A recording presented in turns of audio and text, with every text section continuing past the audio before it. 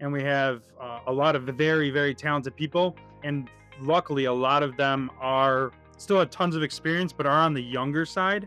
So we do still have a whole bunch of years of experience, but also it's getting talented people in to hopefully train them still. This episode of Main Street Matters is brought to you by Wood Underwear, Marchesi Ginfrati Neckwear, and Inspiro Tequila. I'm your host, Terresa Zimmerman. Welcome to Main Street Matters. We have today Matthew Roides from Adrian Jules. He's the director of operations for this family-owned business. They've been around for like 60 years, retail and wholesale, and I can't wait to hear all about it. Thank you for joining us, Matthew. Thank you for having me, Teresa. And it's super important that this podcast is going on, and I love what you're doing. Thank you. Thank you so much. I appreciate that. I love to hear it. So yeah, everybody else out there, you can tell me too. And if we need to change something, I want to hear that as well. I want to hear your story. So you have Adrian Jules. It's wholesale and retail, right? So I want to hear how that came about. It's family owned. So tell us what Adrian Jules is about. Yeah, so we actually last year we just celebrated our 60th anniversary, and it was actually founded by my grandfather in 1964. So he was a tailor in Italy, and he came over in 1954. And the first day he got off the boat, he walked into Hickey Freeman's and got a job.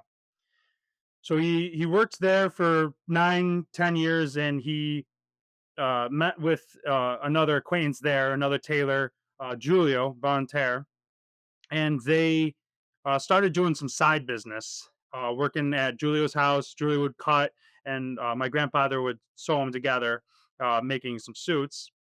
And they thought, hey, let's branch off, let's make the plunge. It's not really working when we're making, a couple here and there. Let's go full bore into it. So that's how they came up with the name Adrian Jules. My grandfather Adriano and his partner Giulio.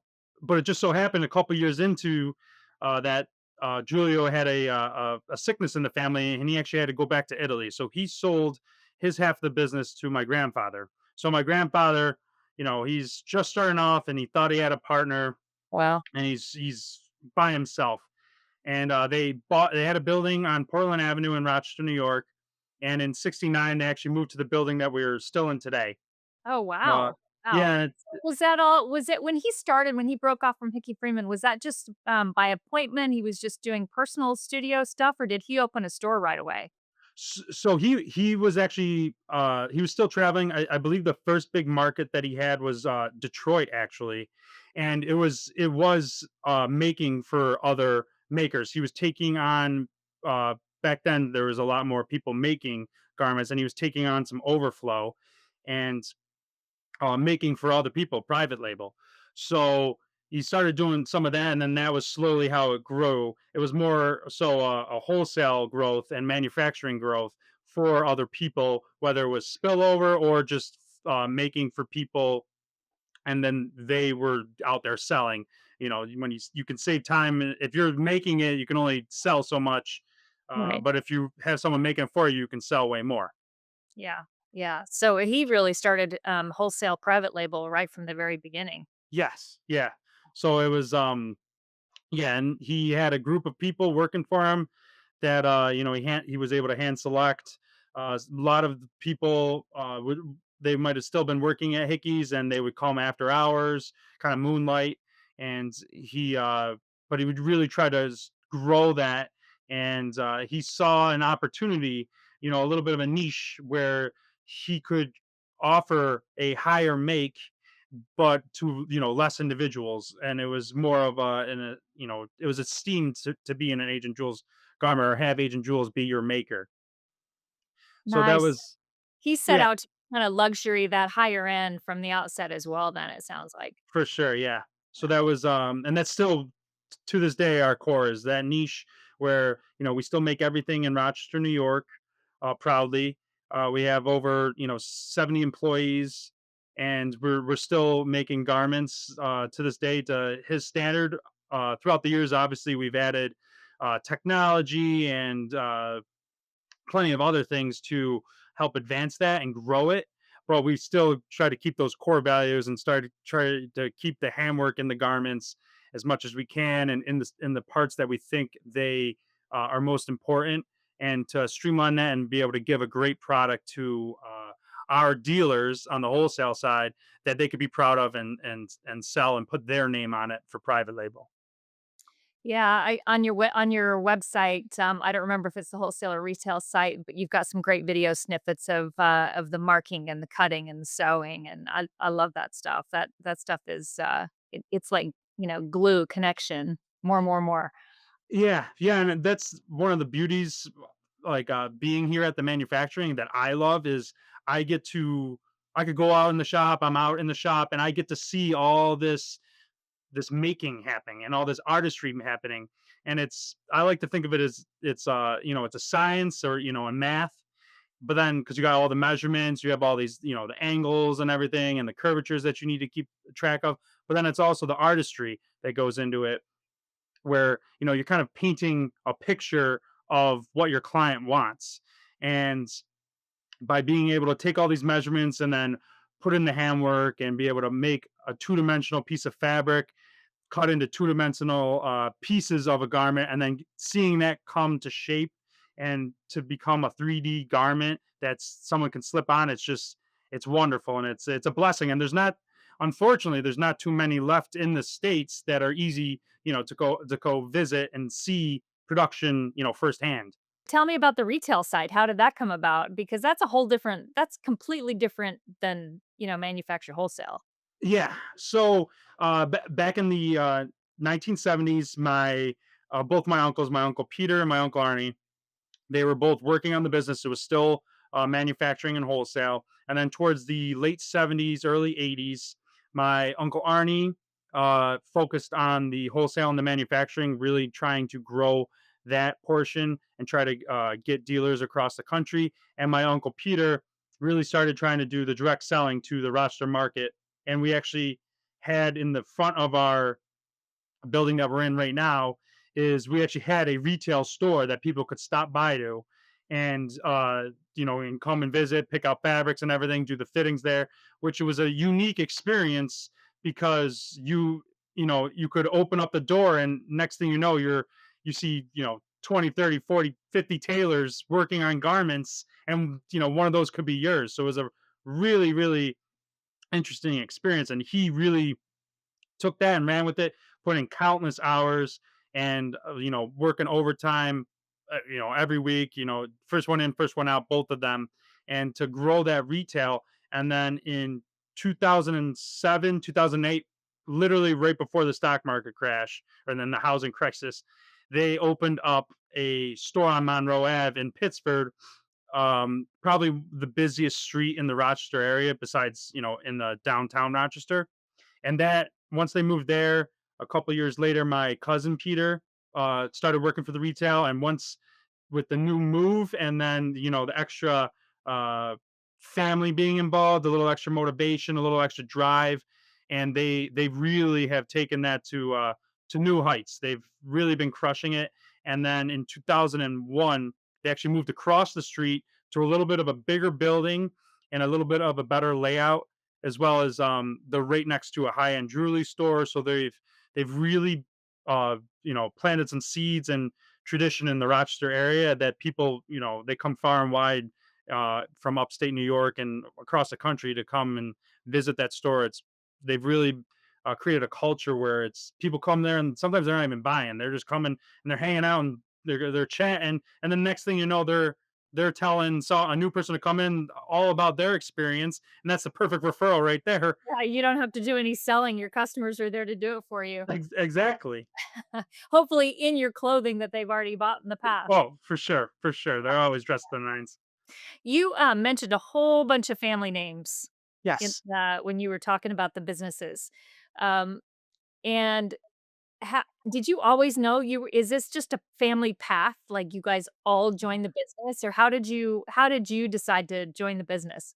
Yeah. So long, I guess, long story short. I mean, it's not that long, but I don't think I ever 100% knew if I would get into the business.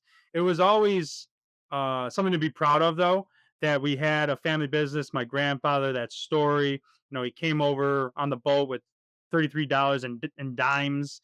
The first day he the first day he goes to work. It's kind of like this drive and perseverance, and that was something always to be proud of. And I actually went to school for I was a bio major and a chemistry minor. So I actually envisioned going to be a physician's assistant, and I wanted to work in the hospital and work in the medical field. And but I always had an interest in the family business, and um, I love American made, and I love being able to have a part of the community, especially in having people be able to feed families that are working here and whatnot. So that was always super important. But it was actually when my grandfather unfortunately passed away in 2013. But I remember kind of the push to get into the family business was uh when he was in the hospital and he was about to pass. He oh, hold on one second, sorry. um he There was a physician assistant, and they had to tell us that they had to put a magnet on his pacemaker to let him pass, because Yeah. it was literally just shocking him. And I could see how hard that was for that physician assistant to tell us. And I love people, and I connect people, and I don't know if I would have ever been able to uh disconnect Yeah. and be able to just tell, like, break news like that to people. So that semi turned me off to that. But then also it was just having being able to see my grandparents and my grandma in the hospital. And she said something that still sticks with me today. She said that when she needed time to make the decision if she was going to put the magnet on, was that she never dreamed of a day without my grandpa. And that hit home. Yeah, that hit home. And I knew that I felt a passion in me kind of light up even more, that was always there, but it was to keep this family business alive and well, and to pour everything I have into it, and to make it not just a third generation business, but to hopefully make it a fourth and a fifth, and to keep my grandfather and my grandmother's dream and their business and their spirit alive in this business. As for through tooth and nail, as long as I can. That's awesome. Nobody cries without me. You got me on that I'm one. sorry. No, no, it's okay. These are the stories we love. I mean, Yeah, this is the whole reason why we do what we do. So, exactly. Yeah. yeah. So that is that's both a push away from what you thought you were gonna do and a pull into what you're doing now at the same time. That's Yeah. Yeah, but it powerful. felt right, if that makes sense. And Yeah. um it felt like a decision that I had already maybe made, but didn't know yet. And that really just it hammered it home. It made it simple for me because I just knew. It no longer was a question of what should I do? Should I do this, or go for the family business and keep that alive? And yeah, so it was unfortunate events, but it helped. And it Yeah. also it allowed me to have a once in a lifetime opportunity, as well as I was still in college for my last semester, and I moved in with my grandmother.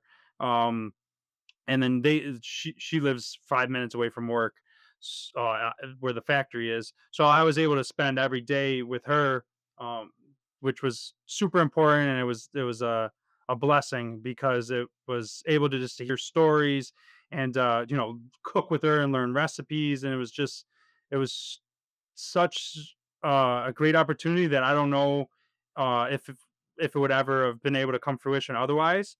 And Yeah.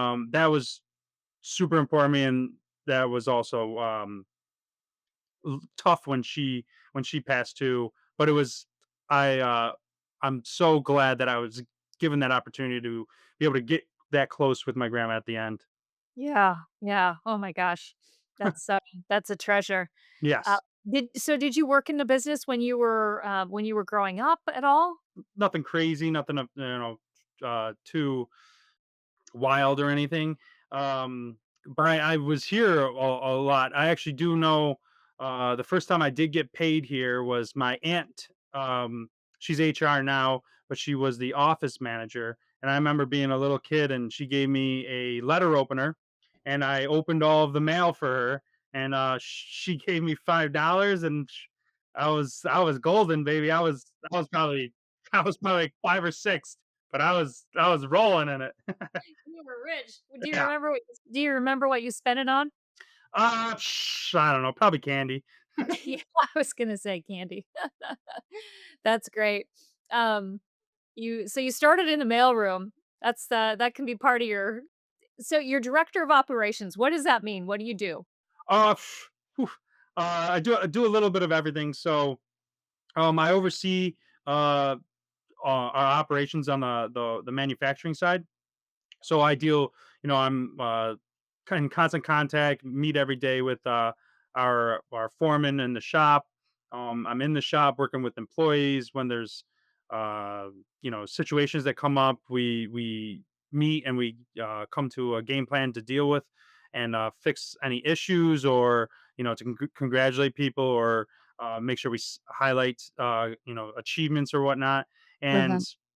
also work full or a large amount of my time with our head designer Victor, um, which has been an absolute blast and a godsend just because of the wealth of knowledge that he has and able to pick his brain and then review things with him and kind of game plan for some of the things we might have in the future as far as patterns and designs and just being able to constantly learn from him is a great opportunity and then just working with our production manager too Tim. He has worked with a lot of these people for 20 25 years and he's been here over 30 and it's been uh a great opportunity to be able to, I knew them when I was little, and then to be able to grow up and have a different connection with them when I'm older is amazing, and to be able to learn about these people and really get to, it's kind of like a family a little bit, and just to be able to work with them and then work with the cutting room in the office, and then do some sales and customer satisfaction, and talk and reviewing orders and design with some of our dealers, and just maybe going over pictures with them, and then here or there I'll help fix a machine or something in the shop if something goes down. So a little bit of everything. Little mechanic work in there too. Oh yeah. Yeah. So, and how much interaction do you do with the retail side then? Well, we talk. Uh, I'll go over there. You know, probably less than I should. I should be over there more. But you know, we're a little bit making sure we're focused on everything. But we meet weekly on reviewing everything that's going over on with our retail as well as then on our manufacturing side and then our wholesale too with our private label. So we meet weekly on all of that, and then we talk through what some of our goals that we're going to have, and then talk about some of the things that are happening that are good, and then some situations that we may or may not need help navigating, or how to, or some events that might be coming up, and how we should game plan for them. So we're constantly, constantly working together and trying to, really grow that retail as well as that wholesale, and then still work together and kind of keep it intertwined as we grow. And then, I mean, you sell to with your wholesale business, you're selling to other retailers as well. And so how do you find that balance? I mean, is there how do you work that? Yeah, we work with a large amount of dealers across the nation, some in Canada, some are overseas. And yeah, that's we're making for them, and we have enough people and workers, a very talented team here that can take on our retail work as well as our private label. And that's just like it's actually I find it as a benefit because I get to hear the our retail, what they're doing, and some of the things that they're trying, and some of the ways that they sell. And then when I'm on the phone talking to some of our retailers across the nation, I get to hear what they're doing, maybe pass on some things that I heard from our retail or from a different retailer. And then it's actually very interesting how different people in this industry, they sell differently, as well as some of them have totally different experiences in their shop. Some people sell themselves. Some people sell the experience. Some people are selling the garment. Some people are selling the fabric, but they're all actually selling the same thing. But Yeah. they aren't, because a lot of the clients are buying you, the clothier, and what you were bringing to the table, your style. You're still going to put them in their style, but it's your twist on it and your experience. And it's the experience that people are buying. You could buy clothes wherever, but Yeah. what we're bringing is custom clothing. So it's going to fit to you, with your shape and your size, your posture, your measurements, but also the twist on things that we're allowed to do, as well as what some of the dealers, some dealers let clients choose everything. And then Yeah. some dealers, they don't let you choose anything. They let you choose the fabric and the lining, and then I'm going to style it for you. So it's interesting to see all these different ways that people go about. And there's not a wrong way to do it. It's just, it's but that's the beauty of it, is that all these individuals have these individualized ways of selling these garments, and it's just very, very interesting and enlightening to be able to sometimes pass on little tidbits to different retailers. Hey, I know this won't work with for you, but I did hear this, and I think this actually would work with you. What do you think? Mhm. It all sounds so personal. I mean, you almost would never run into a conflict if, each individual person gets to, make all the decisions or even make a few decisions. It's, Yeah. yeah, very personal. Oh, for sure. Yeah, and that's the name of the game in this business, is the it is personal. You're putting your hands on somebody when you're measuring them, and Yeah. you're going to be a big part of their day. You're their clothier, you're their tailor, quote unquote. So like you're a direct part of their image, and what their first impression is relying on you delivering. So that's something that we pride ourselves on, that we both on our retail and our wholesale manufacturing, is that we love to believe that we deliver a great garment, and we pride ourselves on our fit and our design. And it's such a personal uh experience, and it's such a personal level that you grow. You're not really getting clients, you're getting friends and Mhm. acquaintances from this, and they just happen to buy clothes from you. Right. How much of that made in America stuff, that message is part of your business? Do you trade on that? Is that important? Yeah, yeah, so that's something we take big pride in. So we've always been super, not pushing it, but just making sure it's well known that we make everything in Rochester, New York. And it's something that you know you could see throughout the years, as more and more manufacturers are moving overseas, or more and more clothing is being shipped across, um, over to Asia or wherever, that it is harder to do, and it's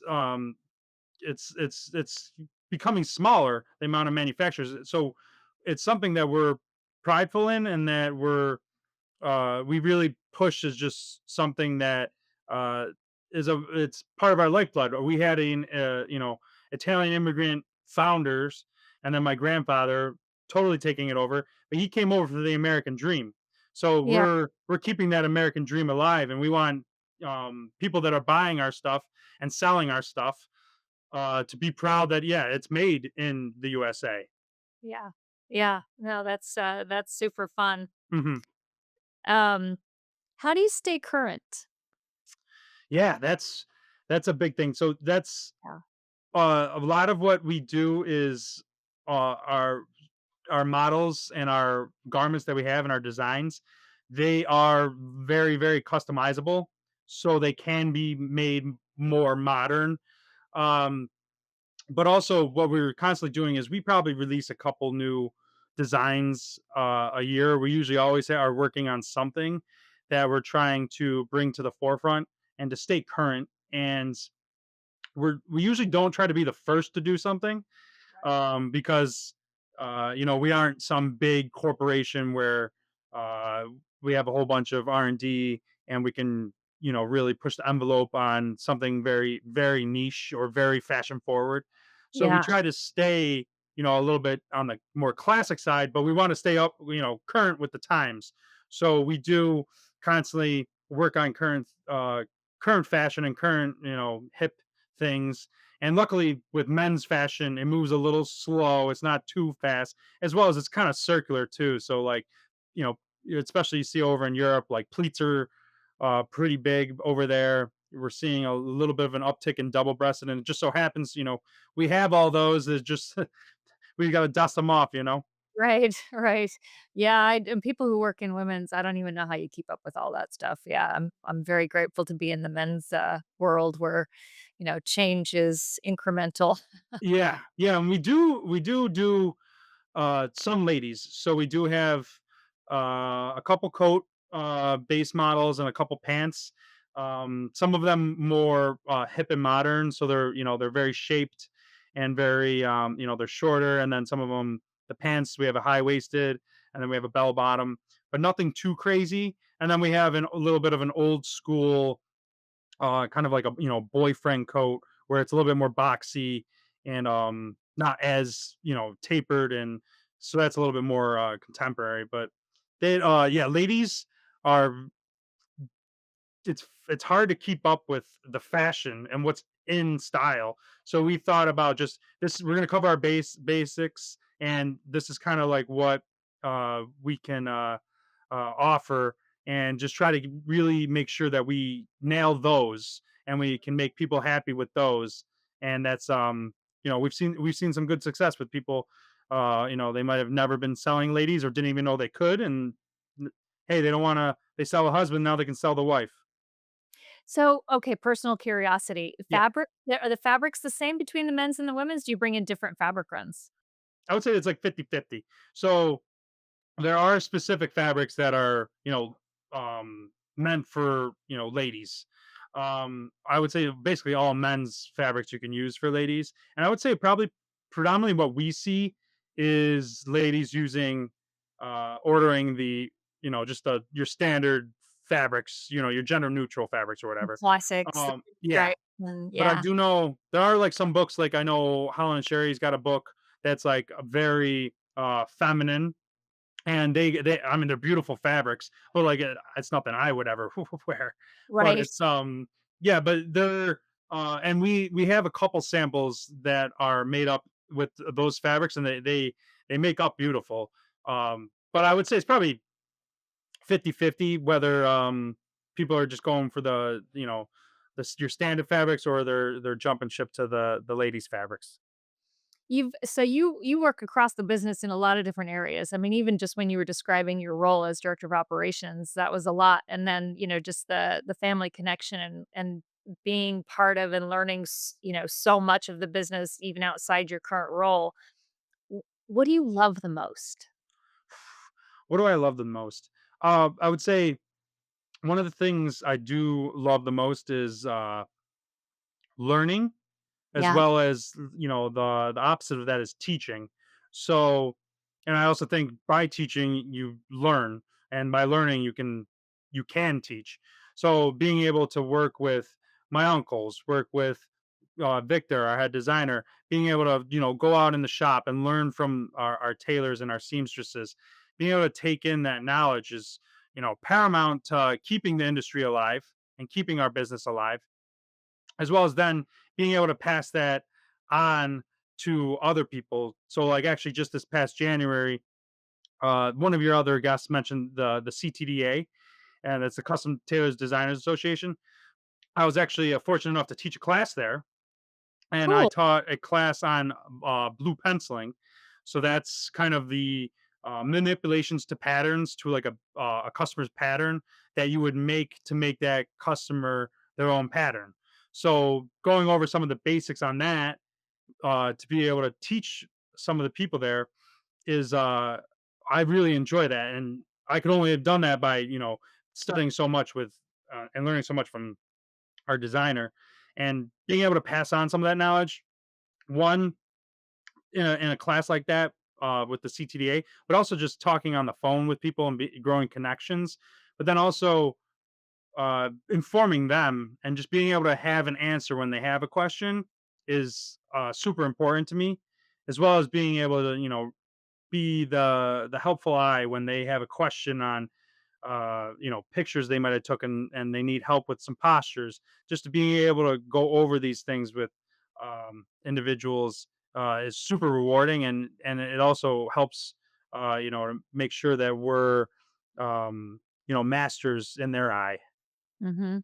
So have you designed your own kind of, apprenticeship or your own education across your business, or have you, formally or informally, or have you kind of got a idea in mind what you kinda have to learn and how that path is gonna work?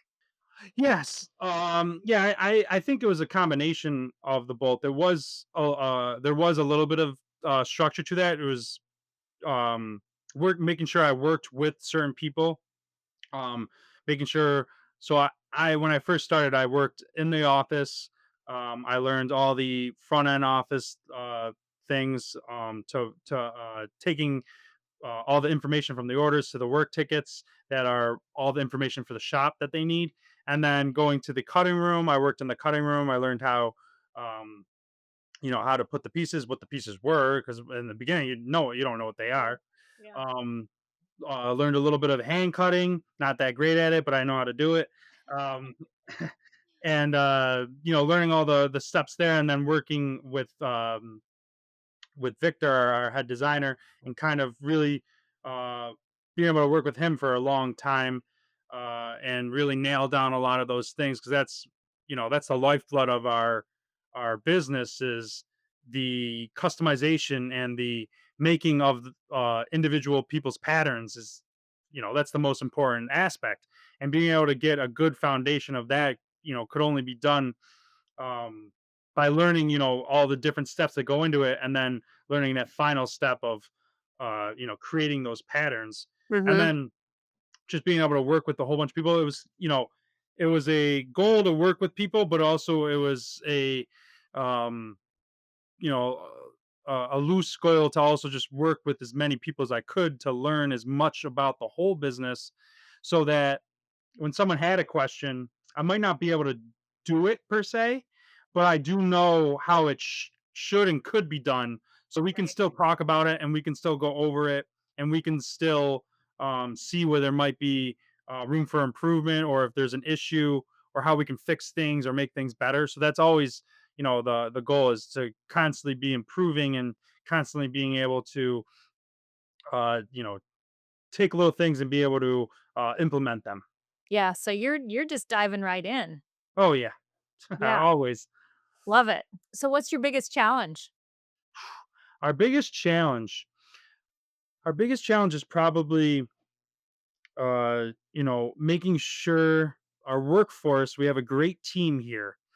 Um, but as the years go by, we are lucky enough that we do have a great team, and we have a lot of very, very talented people. And luckily, a lot of them are still have tons of experience, but are on the younger side.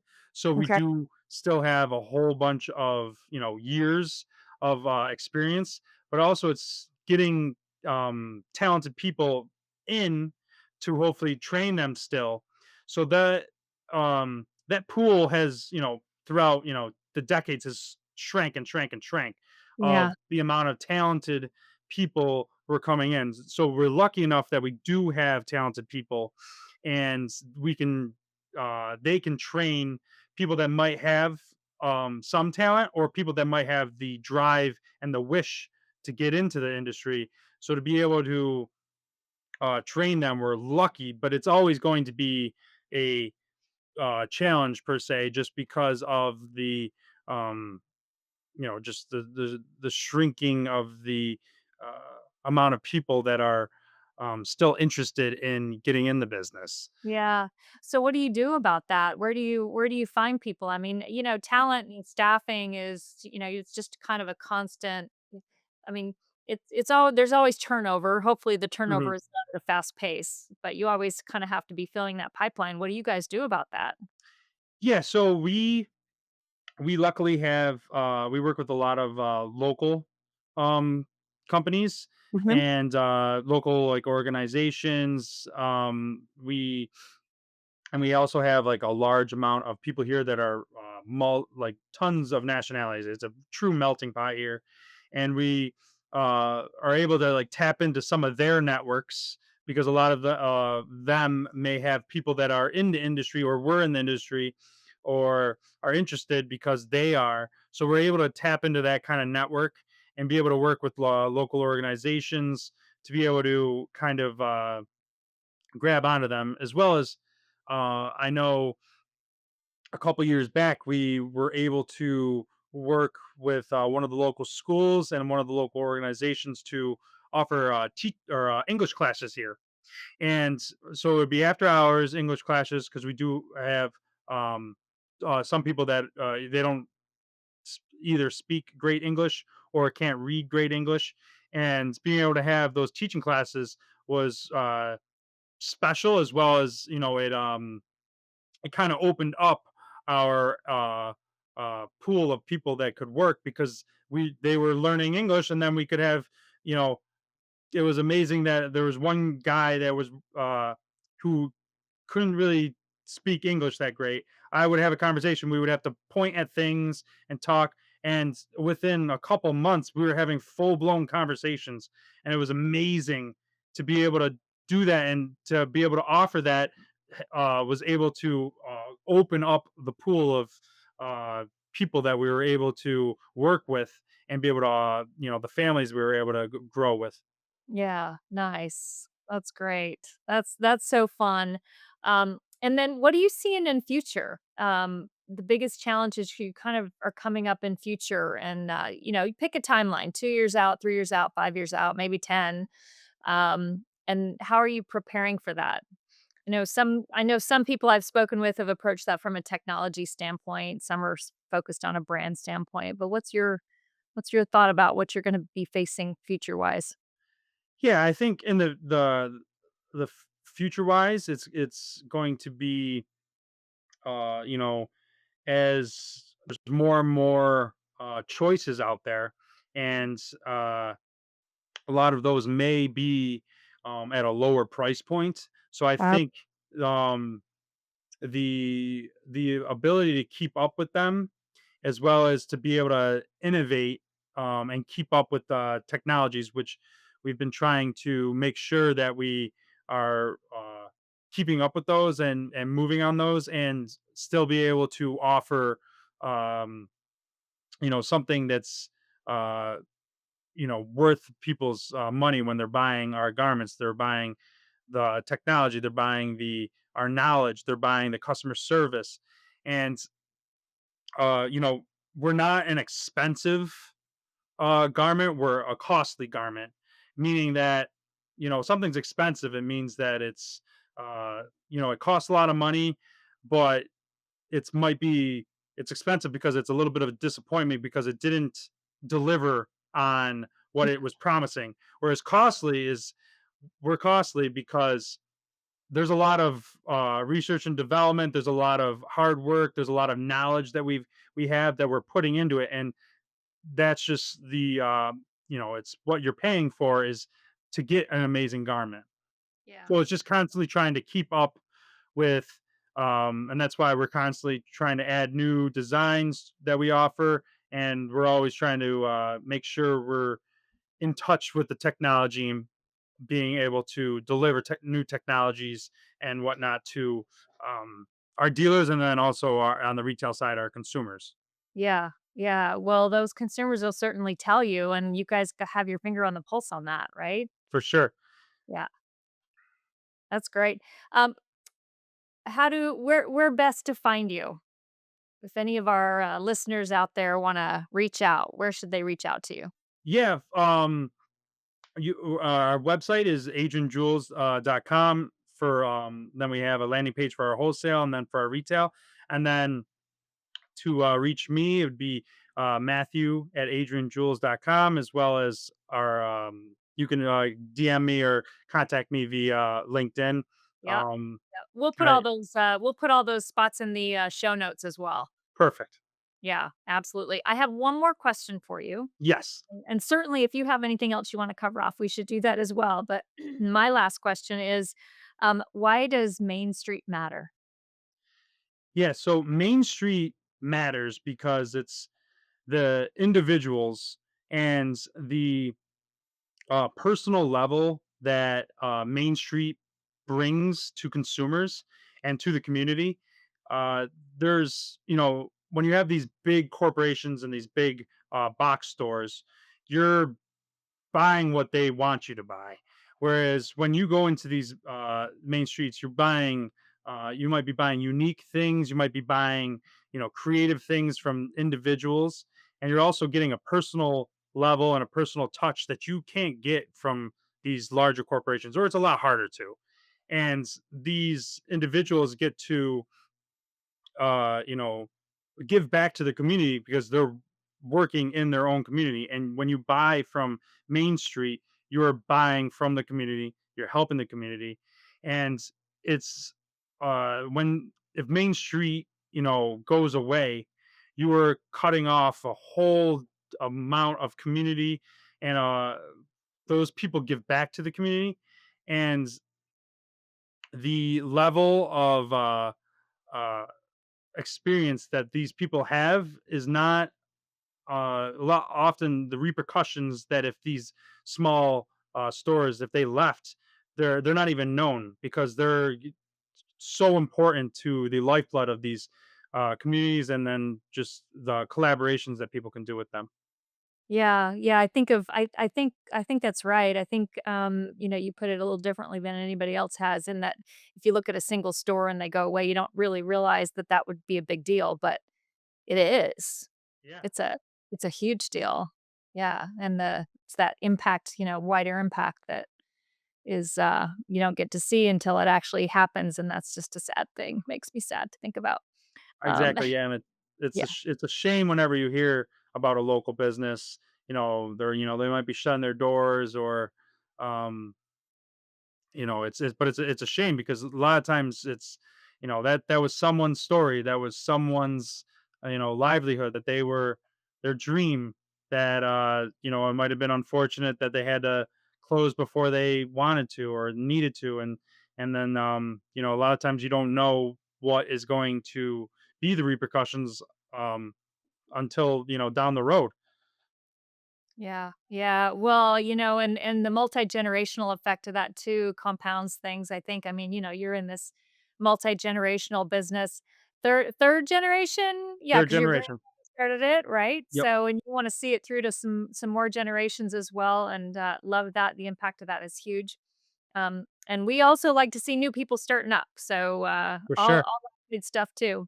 Um, uh, thank you so much for being on, Matthew. I appreciate it. Thank you. It was a pleasure, and thank you for having me on. And I look forward to watching many more in the future. And I love what you're doing. I think this is super important for this industry to be able to put a shine on some of these small businesses and some of these people that are just starting off, and some of these people that are been in it for a while, and just seeing and be able to hear these backstories are, some of them are very touching, and also a lot of them have experiences and hardships that they've conquered and been able to push through, and to be able to hear that, Yeah. a lot of times that like you aren't alone.